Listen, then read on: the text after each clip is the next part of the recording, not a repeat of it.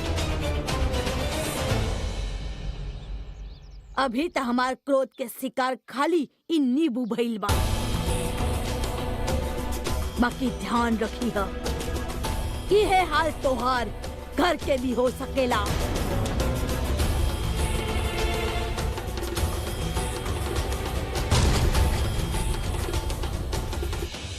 संतोषी, जी माँ। अंदर से एगो नींबू मंगवावा।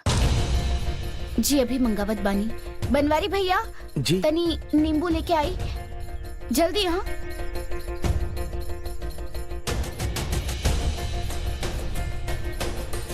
मिश्रा जी, वैसे मधु के बारे में जान के बहुत ही दुख भई।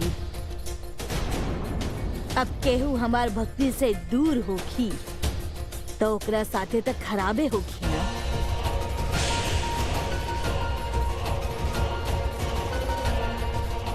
इली मैडम।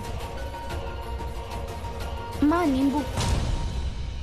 आपन खुद के नींबू पर तो रउआ चमत्कार दिखा देनी, अब एकरो पर दिखाई। ली।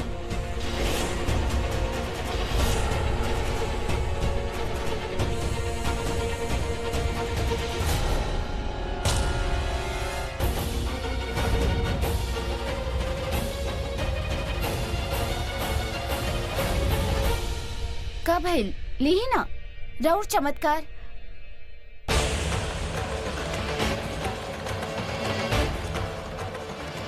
हम जानत बानी जौन नींबू पर रउआ अपन क्रोध दिखैनी, ओकरा भीतर कवनो नुकीला चीज के माध्यम से रंग भरल रहल।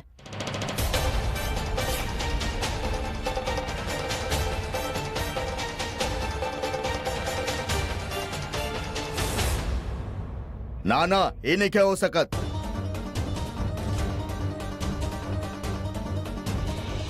ऐसन कोनो बात नहीं खे, ई खाली तो हर भ्रम बा। यदि भ्रम है तो रउआ एके तोड़ दी है। इली ही नींबू। ली।